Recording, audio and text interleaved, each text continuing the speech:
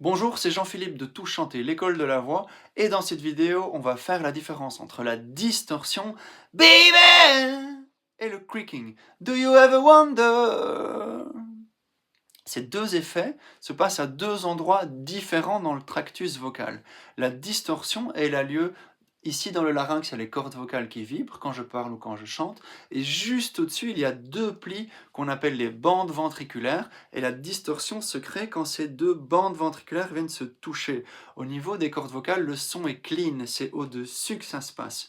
Par contre, le creaking, lui, il se passe au niveau des cordes vocales. Il y a un effet qui se passe au niveau de l'air des cordes vocales qui crée comme des espèces de petites bulles, comme une sorte de pétillance. Les deux effets ont lieu à deux endroits différents dans le tractus vocal.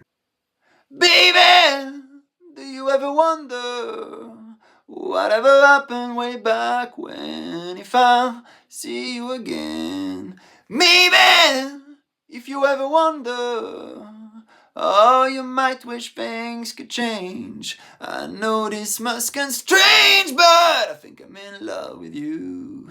Every time I do, I find I know what I want to do. L'effet de la distorsion a souvent été considéré comme un effet dangereux, comme les autres effets extrêmes comme le growl ou le grunt ou le rattle. Mais en CVT, on les approche en suivant des étapes précises. On va d'abord vérifier le soutien, le twang, la position de la mâchoire.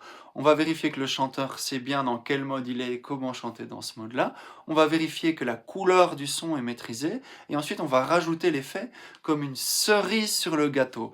Tous les sons peuvent être produits en gardant la voix en bonne santé. Il suffit de savoir comment faire. Pour en savoir plus, rendez-vous sur toutchanter.com. À bientôt pour plus d'autonomie vocale.